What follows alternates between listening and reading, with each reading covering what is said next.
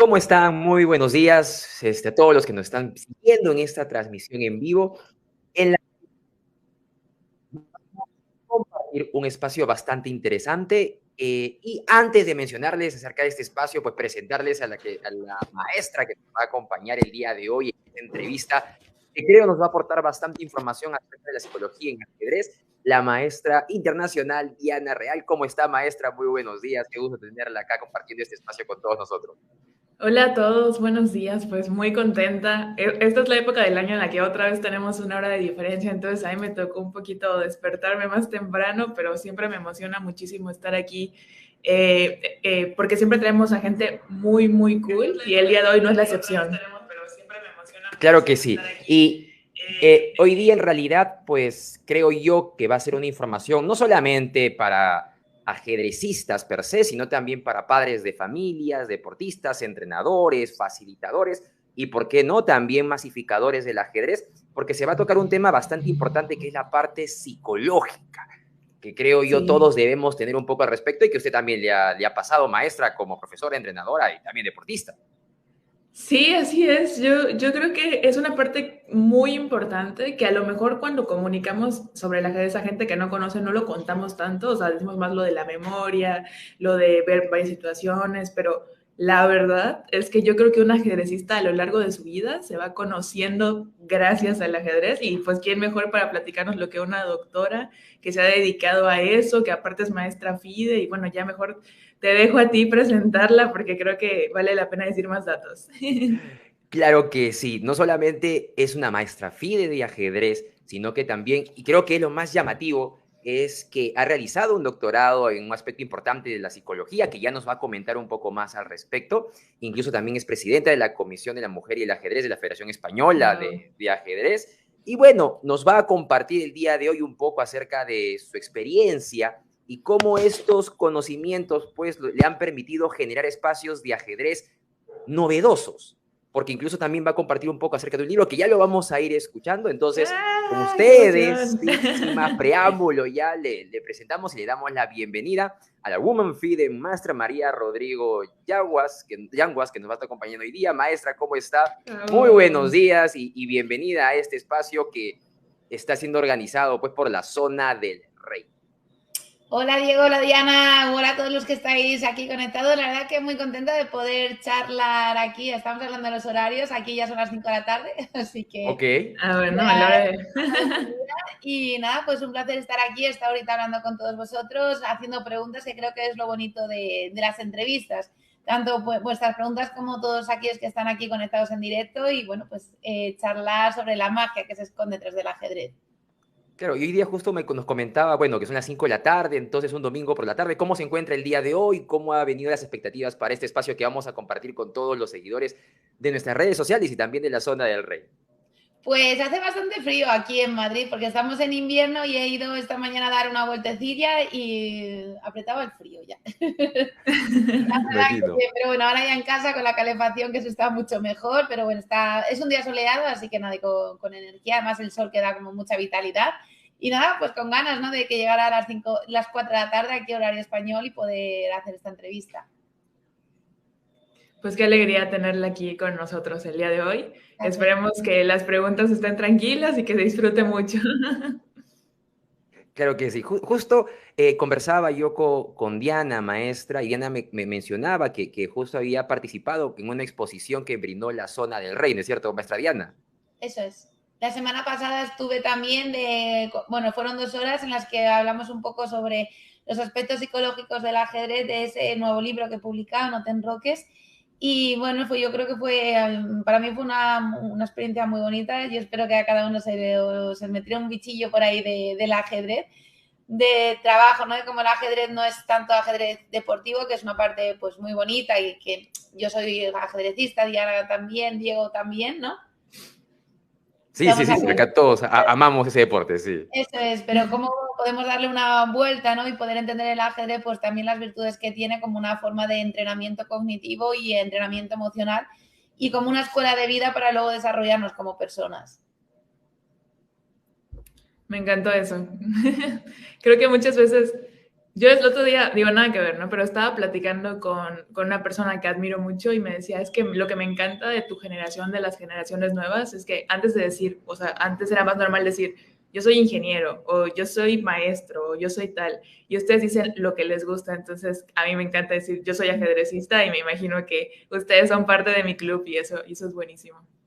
Sí, yo creo que, bueno, la profesión, por supuesto, ¿no? Que al final uno o la mayoría de las personas intentamos, ¿no? Elegir nuestra profesión, pero también son importantes los hobbies que tenemos, los ocios el ocio, ¿no? Que tenemos. Y en mi caso, bueno, pues he tenido la suerte de poder compaginar, coordinar, eso es, lo que es mi profesión, que es psicóloga, con mi hobby desde los 5 años. Así que la verdad que lo estoy intentando vivir así, que luego no, es difícil, Como ¿no? todos, todos estamos ahí remándolo. Eso es, pero bueno, yo al menos quedarme, bueno, pues de intentarlo vivir del ajedrez, de esta forma de promocionar el ajedrez, luego, pues al final no puedo, pues bueno, yo buscaré otras formas, pero como creo infinitamente en el poderío que tiene el ajedrez, para mí el ajedrez me ha venido pues muy bien para calmar esos nervios que tengo de muchos valores que me ha podido aportar el ajedrez, ¿por qué no intentar brindar y que más gente conozca el ajedrez, que al final es un juego muy barato y se pueda beneficiar también de la magia que tiene? Y justo lo que mencionaba Diana, que, bueno, nosotros nos dedicamos al ajedrez y esa pregunta también bien difícil de contestar, ¿no? ¿Cuál es tu profesión? ¿A qué te dedicas? Y estás uno entre lo que estudió de repente y la actividad que le encanta o le apasiona realizar. Pero por ahí nos contaron, dentro de la zona del Rey, que en algún momento de su vida, cuando usted era niña, pues lo que usted anhelaba ser era profesora, docente, si no me equivoco. Y que bueno, este objetivo, esta meta, esta aspiración cambió a último momento. ¿Cómo así se llegó usted a tomar esa decisión de aventurarse a realizar estudios, no solamente, o sea, de psicología per se, sino que psicología en ajedrez? Pues fue así, como dices, ¿no? Yo desde pequeña siempre he querido ser profesora, además mis padres siempre bueno, cuando hablamos, ¿no? De la adolescencia, pues de la niñez, pues siempre me decían que cuando volvía del colegio yo ponía mis muñequitos y les daba la clase que había dado en el colegio, pues se lo explicaba. Para mí era como una forma supongo que de estudiar la materia. Claro, y para mis padres pues, veían que repasaba todo lo que yo había dado en el colegio y ya está, ¿no? Entonces les contaba a los peluches todo lo que yo había aprendido en el colegio. Esto digo con 6, 7 años. Y entonces siempre me ha gustado mucho el tema de la enseñanza, pues de transmitir el conocimiento que yo tengo, el conocimiento que he aprendido, pues transmitirlo. Y en España, no sé, allí en Perú cómo es, tenemos la selectividad, que es después de cuando cumples 18 años, bueno, cuando terminas el segundo de bachillerato, que es el último curso escolar, pues haces un examen que es a nivel estatal y dependiendo de la nota que tengas, pues ya puedes acceder a una carrera a otra, a una universidad u otra. Y yo ya te digo, yo tenía clarísimo que quería ser profesora, quería hacer magisterio, pero a última hora me vino ahí una punzada en el corazón, una intuición, como se dice, y entonces me fui a psicología. No sé pero así, un día se despertó y dijo, ya me voy a estudiar psicología. Me gustaba, o sea, psicología era algo que sí que lo tenía yo en la cabeza y tal, pero vamos, nunca me había planteado como estudiarlo como carrera. Otra de las ideas que yo tenía, carreras que tenía, era matemáticas. Las matemáticas siempre me han gustado muchísimo. Lo que pasa que eso duró un día porque mis padres me dijeron, a ver, no es lo mismo las matemáticas, ¿no? Que das en el colegio, que una carrera de matemáticas que son 5 años de matemáticas. Y dice, plantéatelo a ver si de verdad te va a gustar o no. Y entonces, bueno, yo iba a hacer magisterio, pero eso, como digo, a última hora, pues dije, venga, voy a hacer psicología, tal. Y bueno, pues al principio mi madre siempre, bueno, mis padres, ¿no? Siempre me han apoyado, pero es verdad que psicología es una carrera que no tiene tantas salidas como pues, un ADE, ¿no? O algo de empresas o magisterio, ¿no? Y nada, yo terminé la carrera y estuve opositando a una oposición pública aquí que es el PIR, que es para trabajar en los hospitales públicos. Okay. Son oposiciones muy duras porque no hay casi ninguna plaza a nivel, bueno, no hay casi plazas éramos no sé cuánta gente, muchísima, y había solo 136 plazas para toda España. Y nada, pues los dos últimos intentos me quedé en las puertas y me llamaron, me contactaron de un hospital, que es donde hice la tesis, mi tutor de tesis, que es Hilario Blasco Fontecilla, si estaba interesada en hacer mi tesis doctoral sobre ajedrez terapéutico. Y claro, yo vengo desde la parte deportiva, en mi vida me había planteado que el ajedrez servía pues para otros fines, ¿no? Porque bueno, al final, cuando estás metida mucho en lo deportivo, solo ves los resultados y concentrarte en preparar, ir torneos, y esa era mi vida hace 5 años. Y entonces, bueno, yo es verdad que siempre he sido una persona muy curiosa, me gustaba mucho investigar, leer, y claro, empecé a leer pues lo poco que había hasta ese momento sobre ajedrez terapéutico, cómo utilizar el ajedrez dentro del ámbito hospitalario como una herramienta de entrenamiento cognitivo y emocional. Y la verdad es que me gustó mucho. En el momento también que empecé a hacer los talleres allí en el hospital, me alucinaron, ¿sabes? Veía como que era mi sitio o mi vocación o lo que me llamaba más la atención de trabajo.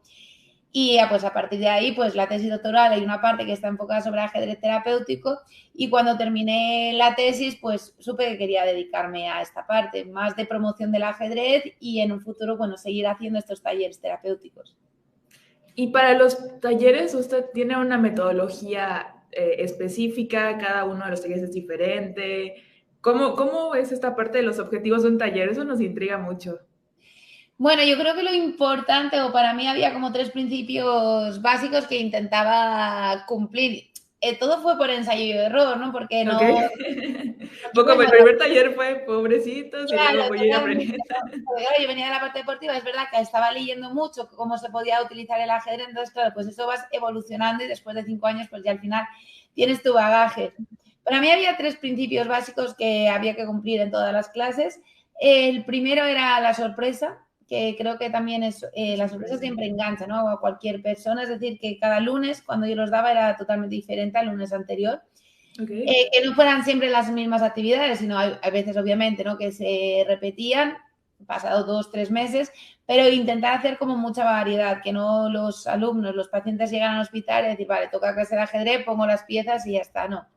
E intentar hacer, yo hacía muchos minijuegos para trabajar diferentes funciones cognitivas. De la primera era la sorpresa, no sabían lo que se iban a esperar, qué tipo de actividad, qué tipo de juego no íbamos a hacer. La segunda era entrenar diferentes áreas cognitivas, es decir, no solo centrarnos en la memoria o la atención, sino pues una semana trabajamos la atención, otra la memoria, otra el razonamiento, porque hay pacientes que tienen más machacado, tienen más dificultades, por ejemplo, en el área de la memoria, pues que cuando se trabaja la atención sean pacientes que pues a nivel de autoestima, ¿no? También se vengan más para arriba. Y luego también que entre ellos se ayuden, eso es fundamental, que es el tercer punto, crear un clima en el que todos somos iguales. Entramos en el taller, yo obviamente era la psicóloga ajedrecista, estaba un peldaño por arriba, pero me ponía yo a hacer también las actividades con ellos. Yo me ponía, las enfermeras, terapeutas ocupacionales, todos entramos en la sala y todos hacíamos las actividades. Creo que eso es fundamental también pues para crear un clima de no de acierto y de error, sino que estar todos metidos en la labor de no buscamos, ¿no? Quedar primeros de X torneos, sino lo que vamos a avanzar juntos, ¿no? Aprendamos todos. Eso es, de hacer un entrenamiento cognitivo todos juntos, mantener activos nuestra mente. Wow. Entonces, los talleres, perdón. Sí. Los talleres al principio eran para las personas que trabajaban en el hospital y luego ya empezó a ser para pacientes, ¿o entendí un poco mal? No, era para los pacientes, lo que pasa que era... yo los daba en el hospital de día, que es como una unidad que está de personas adultas.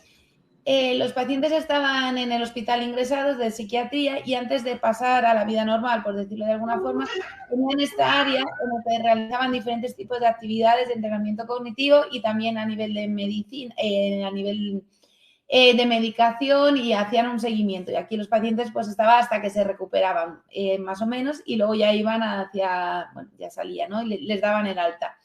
Entonces yo estaba haciendo estos talleres y hacían otros tipos de talleres también. Por ejemplo, hacían arteterapia, ¿qué más hacían? Cineterapia también hacía, así que era como un hospital muy novedoso. Entonces esto era una parte, y luego también estuve trabajando en planta de psiquiatría infanto-juvenil con nenes pequeños, que eran niños que están ingresados en la propia planta de psiquiatría. Y ahí iba 2 veces por semana. Y eran media hora, 45 minutos con ellos. Entonces siempre he sido con los pacientes, pero como decía, en estas áreas pues estaba yo, pero había también las enfermeras, terapeutas ocupacionales, como que todos estábamos en las actividades. Y bastante justo interesante, quería recalcar eso porque claro, el ajedrez es cierto que desarrolla muchas habilidades, competencias y capacidades por parte de los que lo practican, pero también depende cómo se utiliza el ajedrez. Usted mencionaba, claro, que el objetivo o el fin no es el ajedrez en el sentido de que, tenemos que ser los mejores, tenemos que ser campeones y salir. No, sino que el ajedrez era el medio para poder alcanzar ciertos objetivos y dependía mucho de qué herramientas usted utilizaba, ¿no? Para la memoria lo planteaba o lo utilizaba de una manera específica, para quizá la concentración de otra manera, y quizás esas herramientas son bastante llamativas por conocer, y ahí viene justo mi pregunta, que hace poco hemos visto que ha publicado su libro, que tiene un título bastante interesante, porque en algún momento cuando le leí yo dije, pues he vivido engañado toda mi vida, dije, tengo que entrar, que el título era No te enroques, psicoajedrez para mejorar tu vida. Ok, ya con la segunda parte, pues, fui entendiendo, ¿no? Pero la primera parte, cuando no te enroques, dije, ok.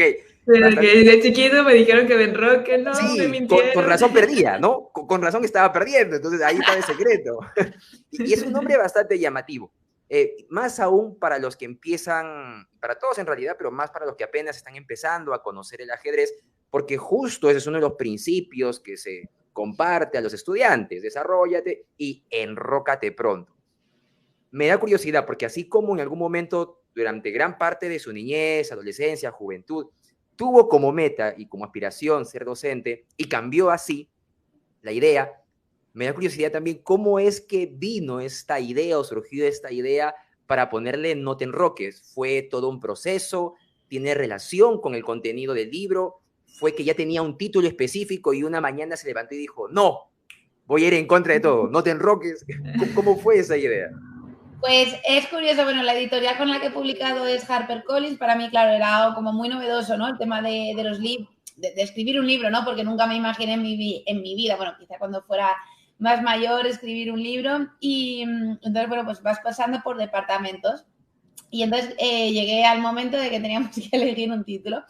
Y entonces, bueno, pues desde la editorial me dijeron, pues tienes algunos títulos y tal, y yo les dije algunas ideas. Y de repente me escribieron ellos, el título lo pusieron ellos y me dijeron, ¿qué te parece? No te enroques. Y yo les dije, bueno, a ver. ¿Y ellos juegan ajedrez? O sea, la persona No saben ajedrez. Claro, les dije, bueno, a ver, tal. Y entonces les escribí un email bastante largo, digo, es que No te enroques es una jugada imprescindible en el ajedrez. Yo doy clases, ¿no? de ajedrez, sobre todo, me gusta mucho. Mi primer consejo es enrócate. Claro, a nivel principiante, que les fríes, ¿no? A los pequeños con saca las piezas, controla el centro, enrócate, así, constantes, somos como un mantra, ¿no? Que tenemos los profesores que estamos muy dedicados a niños pequeños. Entonces, claro, me escribió eso la editorial y le dije, bueno, a ver, ¿sabes? Os cuento porque el enroque es una jugada defensiva, en el ajedrez es fundamental, porque si dejas el rey en el centro te van a ganar sí o sí la partida y tal. Y me dijeron, sí, claro, en el ajedrez sí, pero tómalo como en sentido de la vida, a nivel metafórico. Tu vida, tu libro es que la vida es una partida de ajedrez. Entonces, el no te enroques está referido a no te líes con tus propios problemas. Muchas veces nos enganchamos en nuestra propia vida, ¿no? En cosas muchas veces ridículas. Entonces, como trata de salir de esa espiral en la que estás metido y trata de hacer la vida mucho más sencilla. Bueno, me lo dijo y dije, vale, me convence y tal. Y luego en Madrid son las fiestas de San Isidro, que son unas fiestas que son en mayo, que es nuestro patrón, el patrón de los madrileños y las madrileñas. Y estamos en casa de una amiga, tal, bueno, que era como una pequeña fiesta, tal.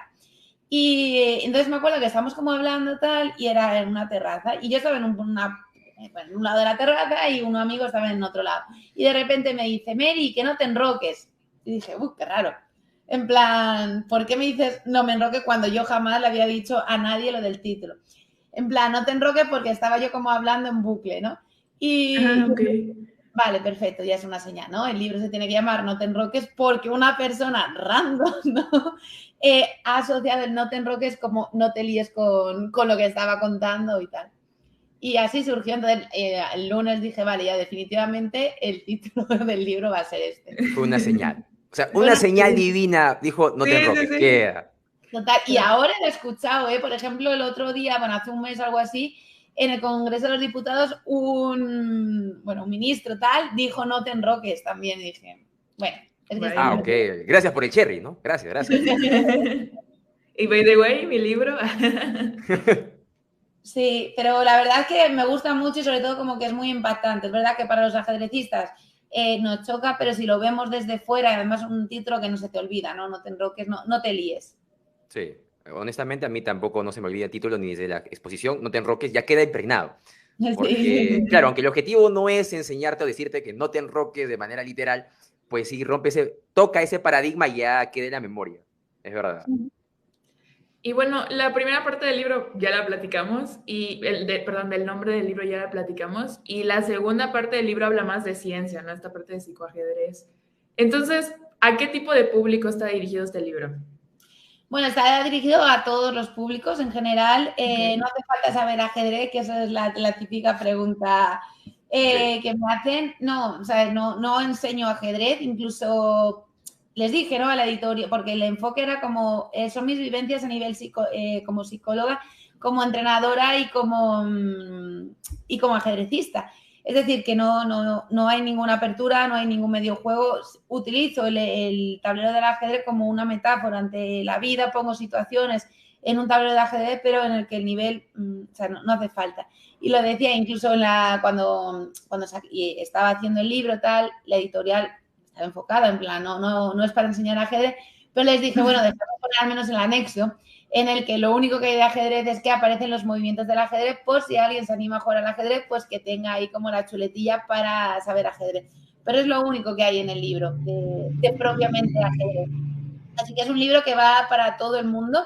Diría que lo recomendaría desde la adolescencia porque son pues las vivencias, ¿no? Como en una partida de ajedrez empezamos desarrollando las piezas y cómo van apareciendo dificultades en nuestra propia vida y cómo podemos ir solventando esas dificultades. Y bueno, me he desnudado de todas mis vivencias, de todas mis emociones desde que era pequeña y cómo pues he ido sobreponiéndome, ¿no? Las dificultades que se me iban encontrando a mí, a mis alumnos, a mis pacientes y creo que bueno, que es un libro que da energía, bueno, es lo que me ha dicho la gente que lo ha leído. Qué bonita descripción, en lo personal, qué bonita descripción porque creo yo que ese es el camino para poder masificar o para que el ajedrez pueda llegar a más personas. Y creo que esa es la parte rica del ajedrez, no la parte competitiva, que sí a nosotros pues sí nos apasiona, es un plus aparte, que nos gusta y nos atrae, pero sí esa parte transversal, esa parte formativa, esa parte integral, en donde puede beneficiar de diferentes maneras a otras personas. Y esa forma de ver el ajedrez, ¿no? Usted comentaba que el ajedrez lo utilizaba como una analogía, como una metáfora, como una herramienta, ¿no? Como un medio para poder tocar otros temas. Y justo en este libro hablaba sobre los tipos de personas como piezas de ajedrez, que creo que es una metáfora que en algún momento también, bueno, una otra persona lo utiliza, pero me interesa bastante su perspectiva y su comentario al respecto, porque, claro, muchas veces podemos nosotros, sí, tú eres el rey, en más de una ocasión podemos haber escuchado alguna referencia o analogía de esas piezas, pero en su experiencia y con lo que plasma en el libro, podría platicarnos quizá un poco acerca de cómo es que lleva a cabo ese análisis, esa analogía, esa metáfora entre las piezas y las personas, cómo surgió. Bueno, y por ahí también nos dejaron una pregunta en la zona del rey, ¿no? A ver, pregúntenle también a María Rodrigo qué pieza de ajedrez ella se considera sobre el tablero. Bueno, yo lo tengo, voy a contestarte las dos preguntas. La primera no tiene ningún estudio científico detrás, la analogía que hice yo con las piedras, eso me puse yo una mañana y como todo el libro, ¿no? Gira alrededor del tablero y las piedras, dije, bueno, igual que eso yo sí que lo veo, los ajedrecistas, la personalidad que tú tienes como ajedrecista muchas veces la expresamos, ¿no? Inconscientemente en el tablero, en nuestro estilo de juego. Entonces dije, bueno, ¿y por qué no, que hubiera un paralelismo entre las propias piezas, el movimiento de cada una de las piezas con nuestro movimiento, cómo nos comportamos en nuestro día a día. No, es como, bueno, establecer, ¿no? Un poco la personalidad de cada persona, pero vamos, eso es invención absolutamente mía. Lo que sí que está demostrado, o yo sí que observa, no demostrado, pero sí que se observa es la personalidad que tiene, ¿no? Cada persona. Entonces, bueno, aquí hablaba de la torre, como eran las personas pues más lineales, ¿no? Estas personas que quieren tener todo controlado. Al final una torre se mueve por filas y por columnas y no cambian de columna, ¿no? Y como esa persona recta, ¿no? Que todo el mundo conocemos. Luego hablaba de los alfiles, que eran, bueno, son personas, ¿no? Que van como por diagonales de la vida, que buscan, que van cambiando rápidamente de proyecto, van cambiando rápidamente de ciudad. Cuando agotan una diagonal, pues rápidamente se cambian a otra y mueven de una forma también diferente. Hablaba de la dama, que era pues esas personas inquietas, son como torres que se centran también, pero como alfiles que también, bueno, pues les gusta ir cambiando de diagonal, personas responsables, pero que culos inquietos, ¿no? Podríamos decir. Hablaba de los caballos, que son los transgresores, en realidad, en el juego del ajedrez, porque son las únicas piedras que pueden saltar. Y que hablaba que todos al final somos un poco caballos, o al menos en la adolescencia hemos sido caballos, pues tratar de marcar también nuestros límites para hacer creer a la sociedad que somos personas más mayores, ¿no? Sí, y hablaba que, bueno, que es necesario siempre, ¿no? Haber vivido una adolescencia así, porque si no vives una adolescencia así, en algún momento en tu vida, a lo largo de tu vida, pues te va a salir... La vas a vivir. Así que mucho mejor que te salga cuando eres adolescente, cuando te toca, a cuando tienes 40 años te salga esa rama de caballo. Y luego hablaba también de los peones, que al final los peones son como esas personas que todos tenemos, ¿no? Que pasan inadvertidas, que no hacen ruido, pero que están ahí. Pero que además los peones, ya decía Philidor que los peones eran el alma del ajedrez, dependiendo cómo tú coloques los peones, se va a mover el resto de las piezas. Si tú tienes unos malos peones, tus piezas no se van a poder mover bien. Pues son esas personas, ¿no? Que son personas que están ahí, que están en silencio, pero que como les toque las narices, estallan.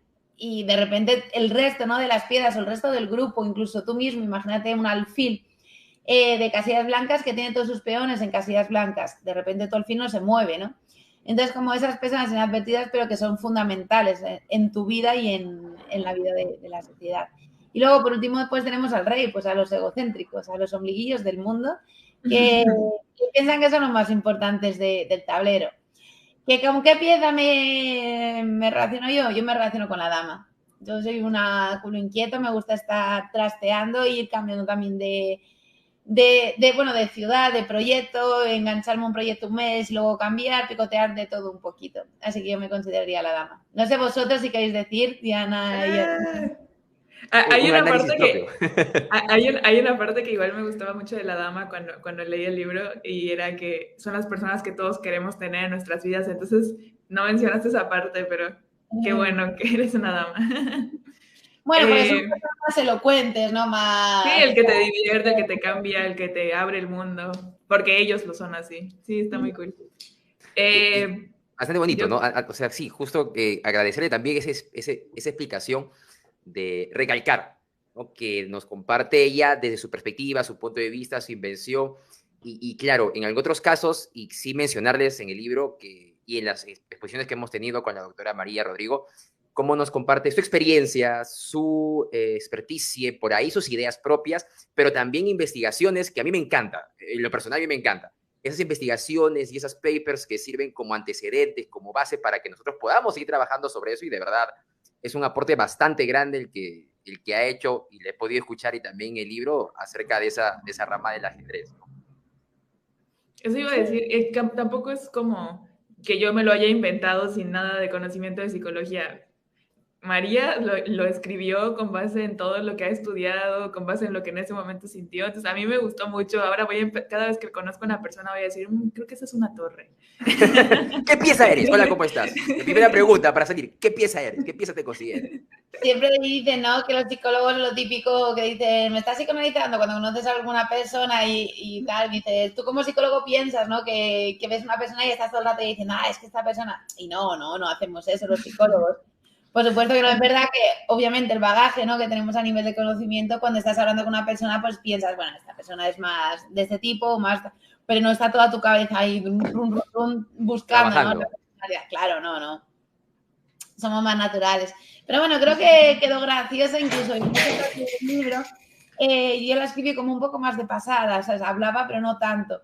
Y entonces la editorial les gustó muchísimo y me dijo, intenta ampliarlo de alguna forma, tal, pues ya eran como 3 líneas lo que había escrito y tal. Y entonces, más concienzudamente a desarrollarlo.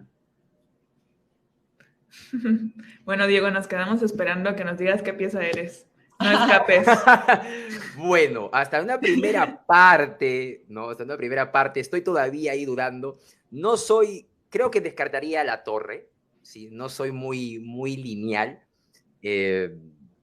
más soy como un alfil, pero no sabría si combinarlo también como una dama, ¿no? En ciertas partes sí lineal, pero me siento más como que salgo y pruebo y experimento y vivo, prueba y error.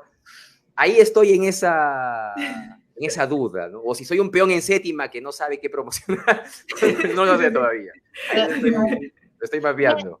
Y luego también, ¿no? Lo que ponía, lo que digo en el libro, que muchas veces somos personas, la vida de un adulto, ¿no? Y de un niño, de cualquier persona, está conformada por diferentes áreas. A veces en un área somos más torres, en otra área somos más alfiles, en otra área somos damas. Lo que es importante es el autoconocimiento, conocernos a nosotros mismos, qué tipo de piezas somos en cada una de nuestras áreas, para luego mejorar, ¿no? Entonces es importante hacer ese autoconocimiento, que también lo expreso mucho en el libro. Buena referencia. Sí, sí le entiendo. Yo sí podría decir que en algunas partidas de mi vida soy torre, en otras son alfil. Dependiendo de la situación. Ahora sí ya lo aterrizo mejor. Ahora sí que eres torre. Ya lo tengo más claro. Justo antes de continuar con algunas preguntas, quiero compartir algunos comentarios que nos están llegando en redes sociales.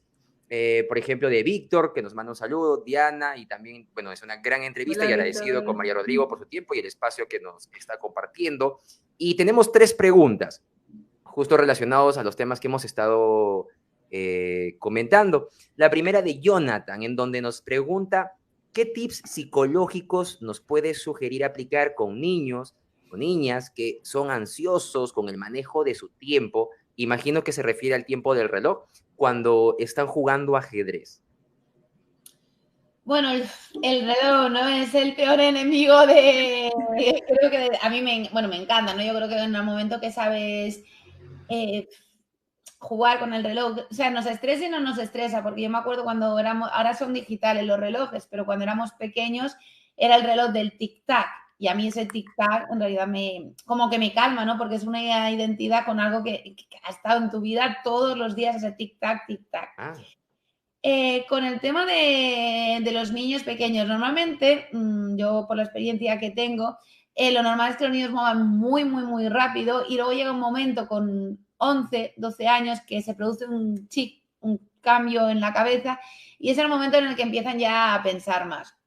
Entonces, yo siempre trabajo con ellos, porque es verdad que si un niño de 7, 8 años le educas, ¿no? Le enseñas a pensar, que es difícil, porque son niños que la capacidad de pensar se desarrolla, la capacidad de pensar y reflexionar en un adulto a nivel evolutivo se desarrolla más tarde. Primero está ese impulso, ¿no? De mover, y más en la sociedad en la que estamos ahora, que es la sociedad de la inmediatez, que queremos ya todo aquí, aquí, aquí.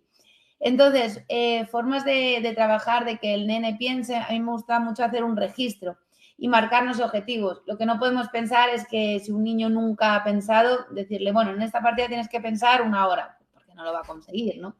Esto es un camino a largo plazo, y ir tratando de establecer diferentes tipos de tiempo. En la primera partida, pues que piense 3 minutos, me da igual. Claro, los padres dicen, no, pero 3 minutos es poco, ¿no? Digo, bueno, empezamos, ¿no? El camino. Vamos a hacer este 3, el siguiente 5, el siguiente 7, el siguiente 10, ir poco a poco, que el niño sea consciente de esa progresión. Y eso se consigue mucho pues escribiendo, que el niño vaya escribiendo los tiempos y reforzando cuando ha cumplido ese objetivo, es decir, el pensar X tiempo y cuando no lo ha cumplido. Eso para los niños que mueven muy rápido. Para los niños que mueven muy lento, que suele ser la minoría, ya te digo, con edades de 6, 7 años son muy, muy pocos.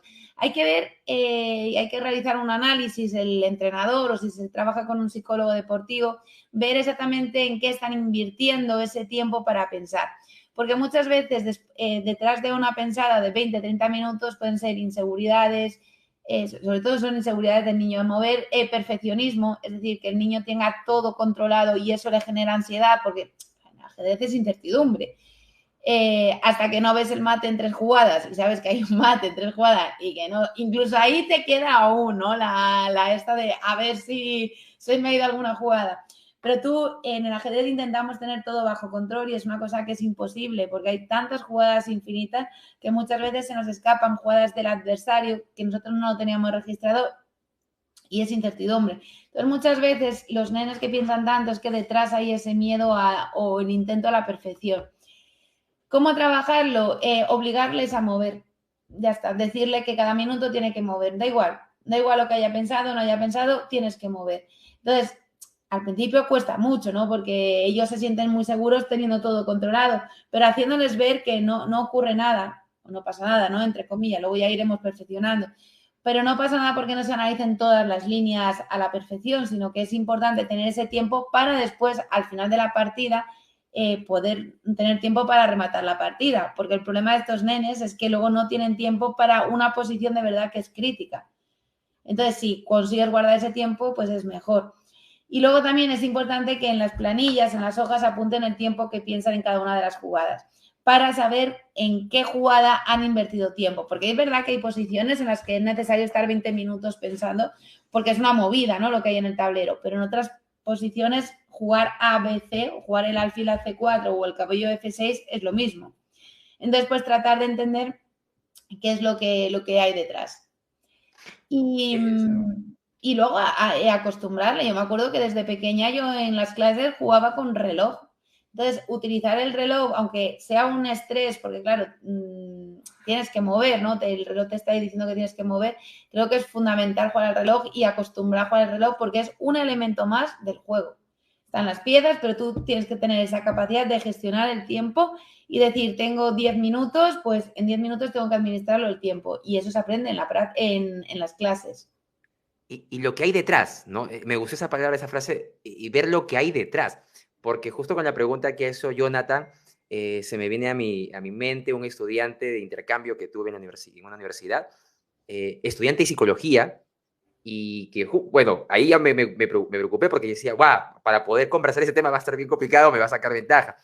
Y lo que sucede es que llegó, jugaba muy bien ajedrez, o juega muy bien ajedrez, y veía que se tomaba bastante su tiempo, y en partidas de media hora jugaba muy bien, tranquilo, pero cuando jugaba partidas de 15 minutos, nada más, perdía por tiempo. Y cuando quedaba un minuto, él decía, ah, no, ya perdí, ya no hay nada que hacer. Y cuando cometía un error, simplemente ya, bueno, no tiene sentido la partida, cómo me equivoco. Y cuando conversaba con él, él me dio una respuesta. Él me decía, por ejemplo, que no, a mí me interesa mucho la estética. Si me equivoco ya la partida, como usted mencionaba, no es perfecta, esa perfección a la que él quería llegar.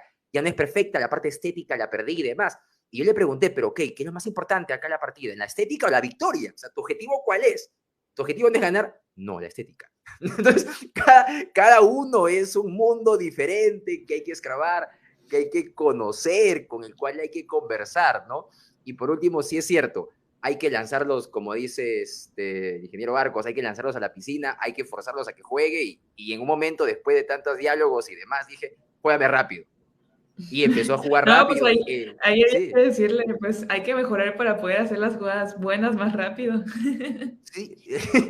Y bueno, y terminó jugando rápido, empezó a confiar más en su intuición, dejó de lado esa parte de la perfección, fue conociendo pues que en realidad la parte bonita del ajedrez también surge de los errores, esa parte estética y combinativa y demás, y ese error es humano, y bueno, y empezó ya a gestionar mejor su tiempo, ¿no?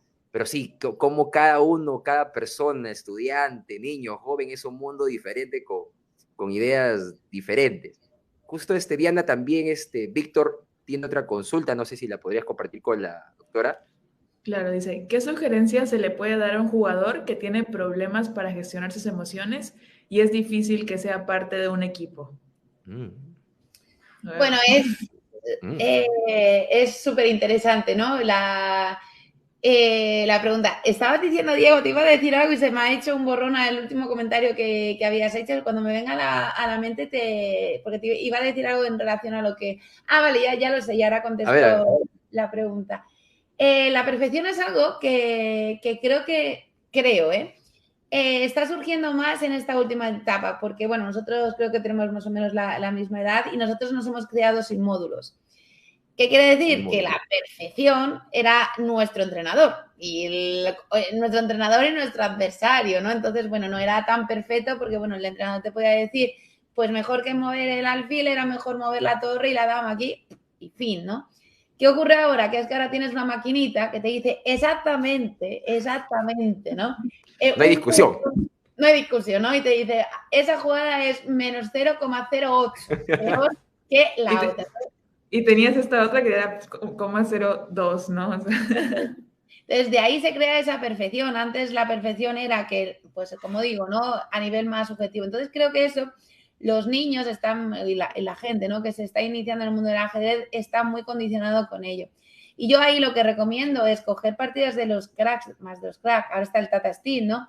Cógete una partida que esté jugando, yo que sé, Carlsen contra quien sea, y analiza la partida con la máquina. Verás que no cumple, no tienen esa perfección, no tiene todas las jugadas, como dice la máquina, hay cambios, ¿no?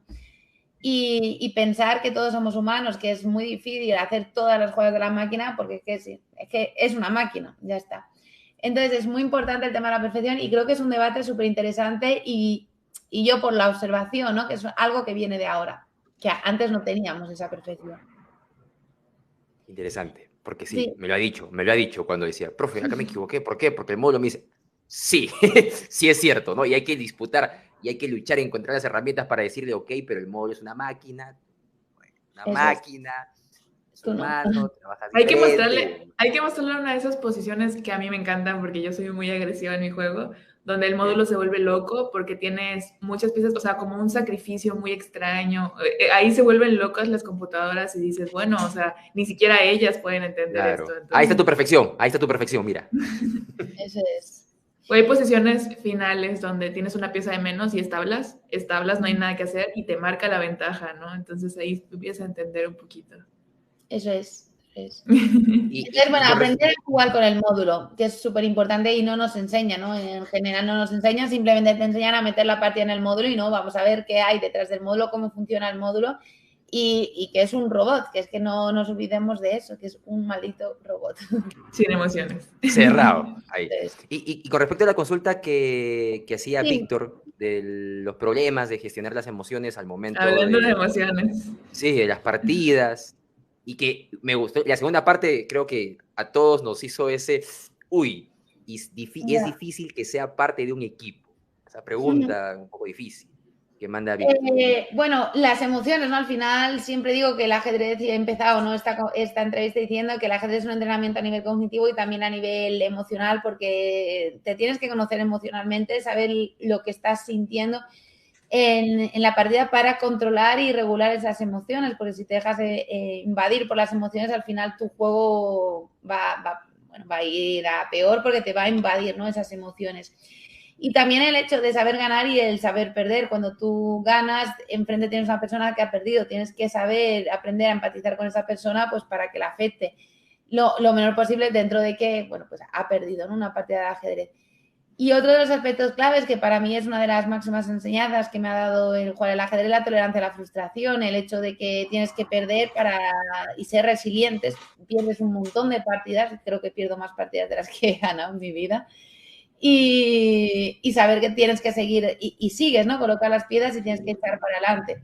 Esto te da luego en nuestra vida diaria pues ser mucho más resolutivos a la hora de que surjan problemas, cuando fallan cosas en tu mundo, ¿no?, en tu vida, que ilusiones que tenías, proyectos, amigos, parejas, algo falla, saber, bueno, que no puedes tener todo controlado de nuevo y que la vida va por un lado y que no puedes hacer absolutamente nada y lo que te tira es que tienes que tirar de ti, de la fortaleza que tú tengas interiormente. Entonces, ¿cómo gestionar las emociones? Pues autoconociéndote y viendo cuándo te sale ese tipo de emociones. Cuando pierdes es normal que tengas emociones de rabia. Es que si no tuvieras emociones de rabia no serías un auténtico jugador de ajedrez, podría decir. Incluso creo que las personas que avanzan, ¿no?, son personas que cuando pierdes una partida te duele en el corazón, sientes esa punzada y te quieres superar a ti mismo. Si tú no sientes esa punzada en el corazón, no te va a hacer mejorar, porque dirás, bueno, pues ya está una partida más. No, no es una partida más. Cuando se pierde, yo siempre cuando trabajo con papis les intento transmitir la idea que cuando se pierde una partida de ajedrez, cuando un niño pierde una partida de ajedrez, no es que esté disgustado por la partida que tiene ahí, son por las horas que hay detrás de esa partida, la dedicación que la ha hecho, el empeño que la ha hecho y también, obviamente, ¿no?, esa partida.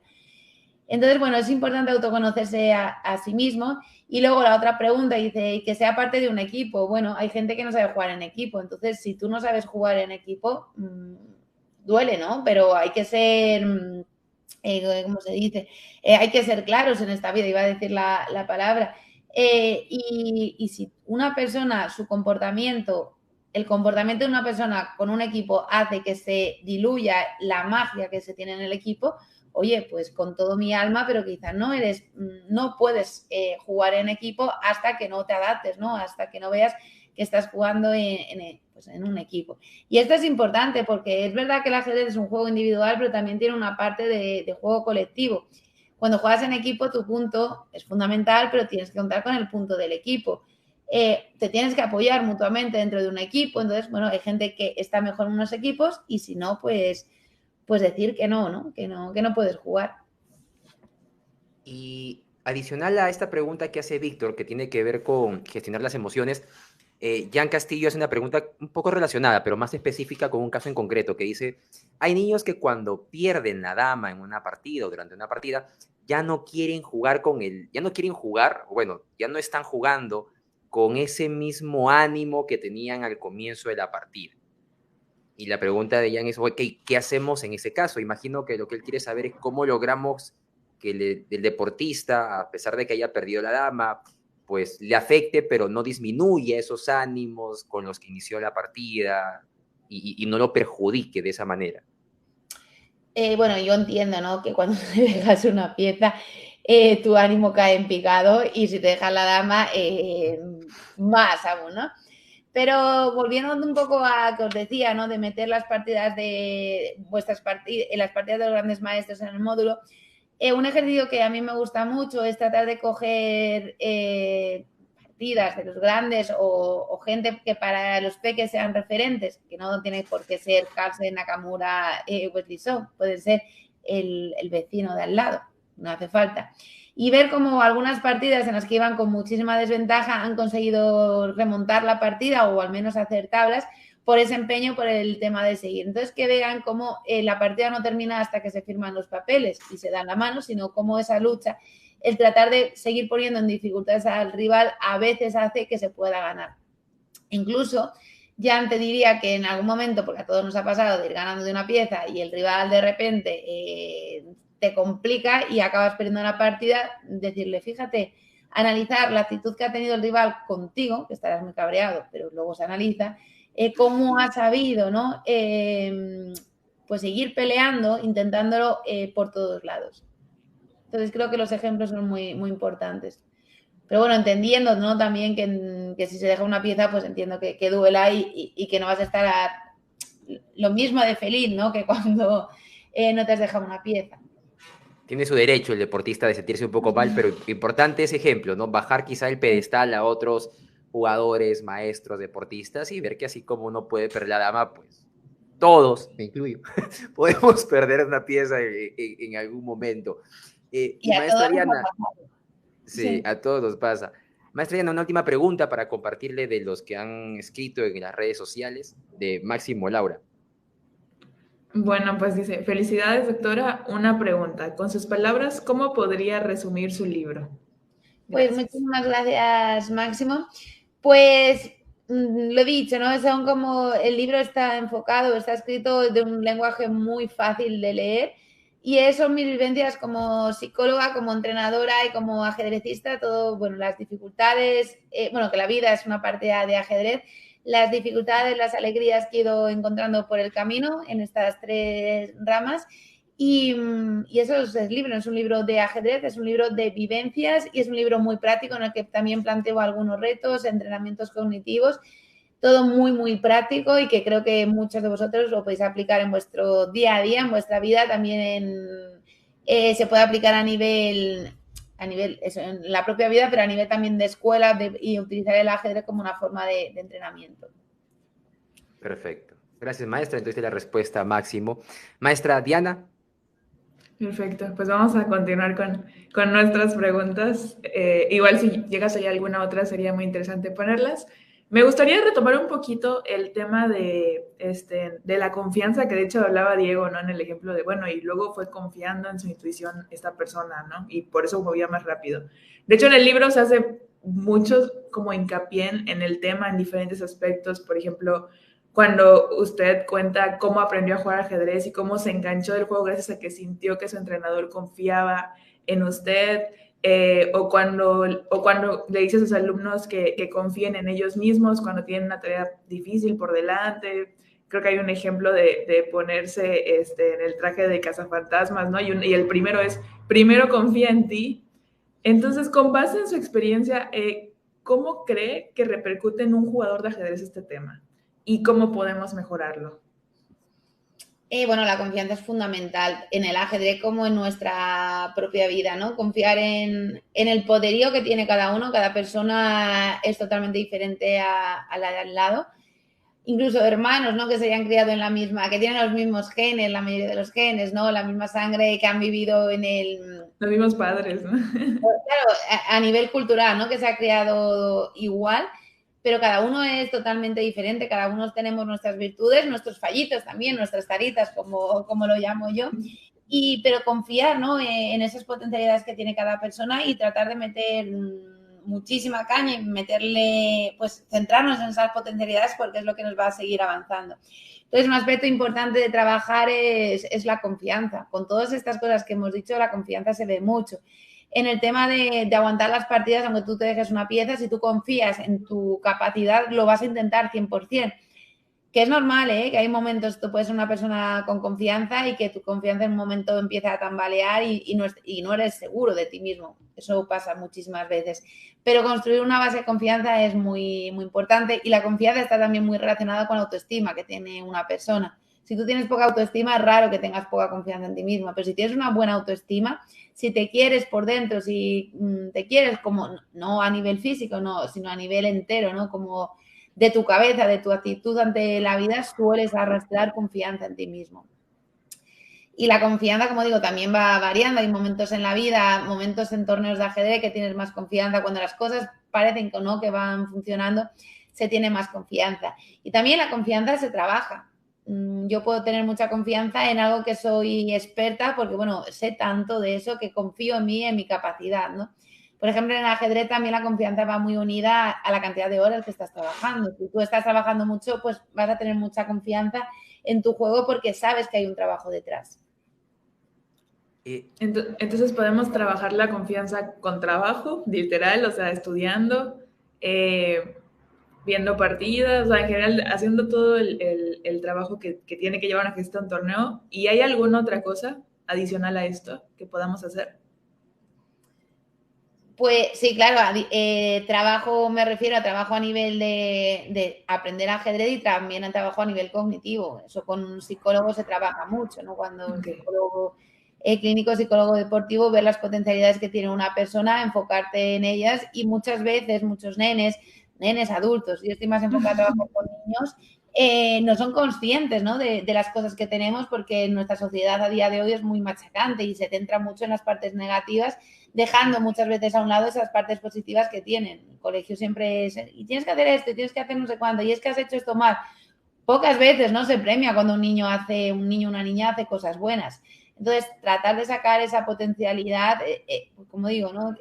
Trabajarlo. Y eso a nivel psicológico no es de la noche a la mañana, sino que, bueno, es un trabajo poquito a poco.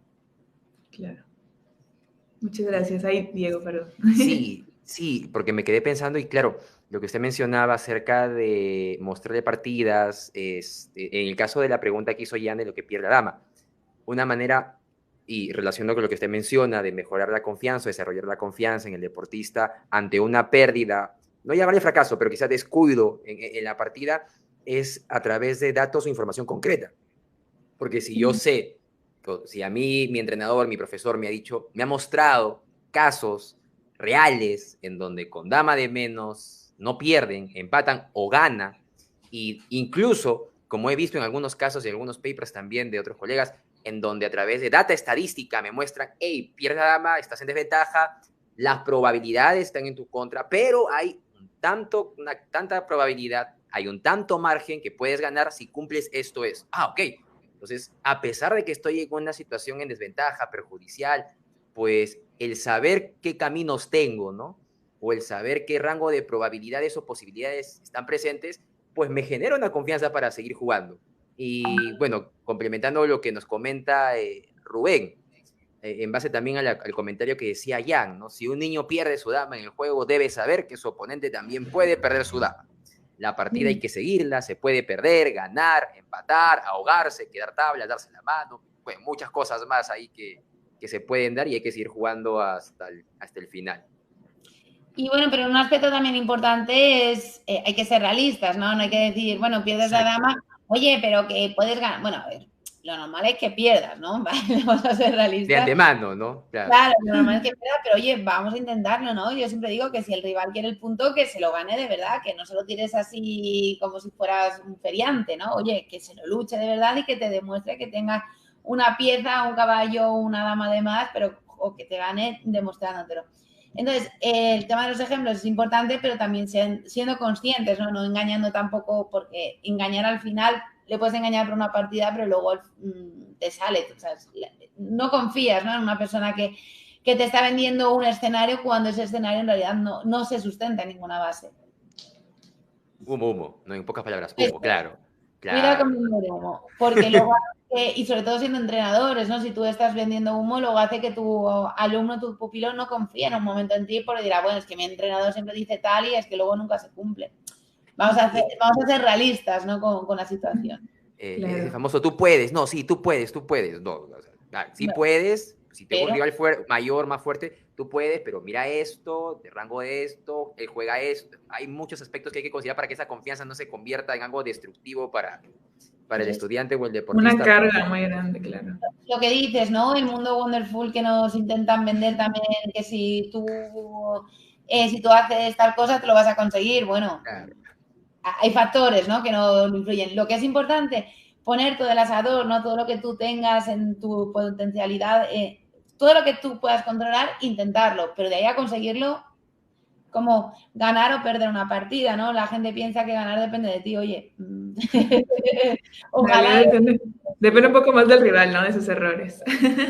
Claro, y un comentario aparte de Rubén que invita a Víctor Raúl Vargas de la Torre que pase por el consultorio. No sé por qué ese comentario, pero al parecer también tiene 5. A lo mejor es psicólogo deportivo, a lo mejor es psicólogo deportivo. Pero he llevado el mensaje a Víctor ahí del equipo de la zona del Rey.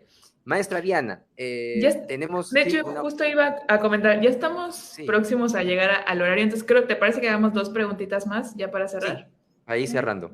Perfecto. Bueno, la siguiente pregunta que nos gustaría hacer es, hay una frase que nos ha encantado del libro, que dice algo, no exactamente, pero algo muy similar a, para ganar una partida, antes tienes que haber perdido 100. ¿Podría explicarnos a qué se refiere y en qué situaciones se aplica? Pues esa fue una frase que lo dijo Andrés Ferriz, que es un mexicano que tiene un proyecto precioso ahí en México, y estábamos en Colombia, estábamos en unas conferencias, tal, y era como de mis primeras conferencias que daba, que salía un poquito del panorama español y escuchaba, ¿no? a otro tipo de personas. Y me gustó muchísimo porque decía, claro, es que yo cuando enseño a un alumno en la escuela, lo primero que les digo, dice, vas a jugar 100 partidas, de esas 100 vas a perder las 100, pero en la 101 vas a empezar a ganar. Así que lo que es importante es aguantar esas 100 partidas porque luego vas a empezar, ¿no? A recolectar esos frutos. Y es verdad, ¿no? Porque el ajedrez al final, igual que otros juegos de mesa, tienes un componente de suerte en el que, por ejemplo, a mí me explicas un juego y puede ser que te gane, ¿no? Aprendiéndolo, ¿no? En el primer momento. Yo en el ajedrez, yo lo siento, pero yo y cualquier otra persona, ¿no? Que sepa jugar al ajedrez, le cuento cómo es la movida a una persona que nunca juega al ajedrez y no me va a ganar. O sea, 100% que no me va a ganar ni una partida. Y puedo jugar las partidas que sea. A otro juego, tipo juego Catán, bueno, hay muchos juegos, ¿no? De mesa, un parchís, yo qué sé, el dominó, no lo sé. El dominó a lo mejor ahí puede ser, ¿no? Pero otros juegos de mesa en el que me enseñan en un momento las instrucciones y te puedo ganar, porque hay un componente de suerte que si yo sé cómo se juega, puede actuar a mi favor. Entonces es lo que se refería, ¿no? De cómo en el ajedrez al final son pasitos a pasitos, una construcción que tú tienes que ir haciendo todos los días y en cada partida vas a sacar un aprendizaje, una cosa súper importante, y eso hará que el cómputo, pues al final acabes ganando tu partida. Espero que es un recorrido a largo plazo. Claro. Perfecto, maestra. Y bueno, la última pregunta que yo quería hacerle, para ir cerrando ya este espacio, sé que por ahí, bueno, hay más preguntas que las vamos a dejar en las redes y que de repente en otro momento nos podemos dar otra cita para seguir compartiendo este tema que por lo que veo sí es de bastante interés y que está causando bastante expectativa dentro de lo que nos están viendo. Pero tomando de nuevo mucho de lo que usted menciona, tanto en su libro como en este espacio que estamos compartiendo, era el autoconocimiento. Aparte del ajedrez que ayuda bastante y tiene muchos beneficios, esa parte de autoconocerse para poder afrontar las dificultades, las derrotas, las pérdidas de dama, el trabajo por equipo y todos los aspectos, es ese autoconocerse. Y dado que el ajedrez es una de las herramientas que permite o te da las facilidades para autoconocerte a ti mismo, viene esta pregunta de parte mía y de repente de esa manera también podemos ir aprendiendo nosotros. ¿Cómo jugar ajedrez en su caso particular, ¿no? Le ha ayudado a conocerse a usted misma, a autoconocerse a través del tiempo, ¿no? Acompañado con los estudios de psicología que usted ha venido teniendo en estos últimos años? Bueno, yo no me imagino mi vida sin ajedrez, porque desde el momento, bueno, es que llevo, ¿no? Es que casi he nacido con un tablero de ajedrez. Yo empecé a jugar al ajedrez, en el libro también lo cuento, porque era una niña muy movida, no paraba quieta, y mis padres decidieron apuntarme a clases de ajedrez. Yo siempre digo que fueron pioneros en todo esto del ajedrez terapéutico. Y lo que me ha ayudado, bueno, decía, ¿no? Yo veo ajedrezes por todos lados. Hoy estaba andando por el centro, estaba por el Retiro y iba con unos amigos, y digo, mira, ahí al fondo, pero al fondo, digo, hay un ajedrez. Digo que sí, mira, vamos a acercar. El radar. Claro, yo entro en una tienda y soy súper despistada, pero entro en una tienda y de repente veo un tablero y digo, mira, hay un tablero y tal. Y digo, pero ¿cómo no es capaz? Si no ves nada, ¿sabes? Soy súper despistada, pero los ajedrezes los veo, ¿no? Por todos lados. Entonces, bueno, decía que el ajedrez, yo empecé a jugar como porque no paraba quieta, ¿no? Me costaba mucho mantener la atención.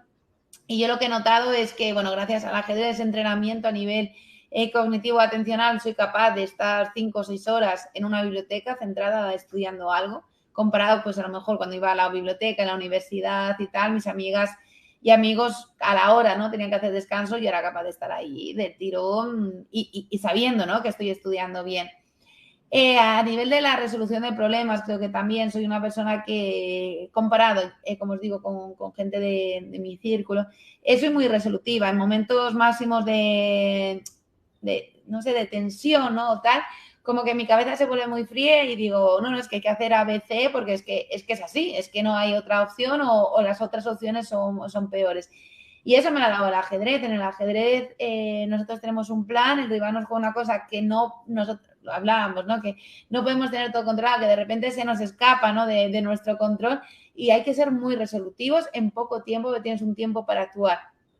Eso se traslada en nuestra vida, en momentos críticos, en momentos de máxima tensión, tenemos que actuar, o actuamos. Entonces eso me ha dado también. La tolerancia a la frustración, como he dicho anteriormente, para mí es uno de los pilares claves. Me dejo una pieza, pierdo una partida, hay que reponerse porque yo coloco las piezas y sé que al cabo de 15 minutos tengo la siguiente partida, que si voy arrastrando ese sentimiento de pérdida, va a hacer que me arrastre, ¿no? En la siguiente partida. Entonces, otro de los aprendizajes. No sé, para mí creo que es una escuela de vida, todos los deportes en general y en particular, bueno, el ajedrez porque es mi deporte.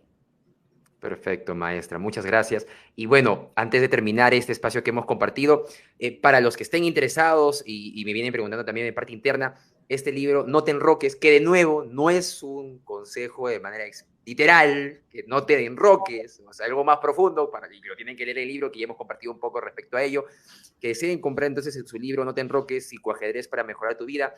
¿En qué medios, a través de qué plataformas, en qué plataformas se encuentre usted de repente para que la puedan seguir y contactar y adquirir alguna de las copias que usted tiene? ¿Cómo podrían hacer los seguidores de este espacio? Pues bueno, está en España, está en todas las librerías, Amazon, que es bueno, internacional, lo podéis encontrar por ahí, El Corte Inglés, en la Casa del Libro, en todos. Y luego en las redes sociales me podéis seguir con Mary Blilla, que es mi nombre artístico, y cualquier cosa, pues ahí podemos contactar. Perfecto, maestra. Maestra Diana. Perfecto, pues no me queda más que agradecerles, recomendarles mucho el tema de Amazon. Yo, pues, desde México lo adquirí por ese medio en digital, ya soy súper fan de Kindle, entonces ahí lo pude leer y en un segundo literal compra en un clic, ya tenía el acceso. Creo que eso es lo mejor para este lado, en lo que llegan las copias físicas, y si vamos a España, pues de inmediato, ¿no? Muchas gracias, maestra, por su tiempo. En realidad fue súper interesante, nos llevamos mucho todos los que pudimos escucharla, y gracias, Diego, por compartir esta entrevista conmigo.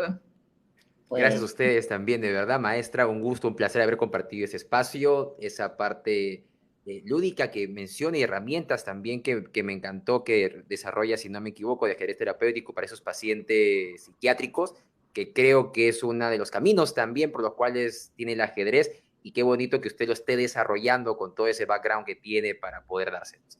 Y también de igual manera, gracias, Ana, por este espacio, y también a la Zona de Rey, que siempre genera esas iniciativas para poder romper esas barreras, y a pesar que la pandemia se ha ido, poder seguir conociendo un poco acerca de estas iniciativas que se van desarrollando a nivel internacional, y que es importante compartir con todos ustedes, porque creo yo nos permite crecer mucho en esta actividad que nosotros queremos, nos gusta, nos apasiona, y algunos simplemente practican, que es el ajedrez.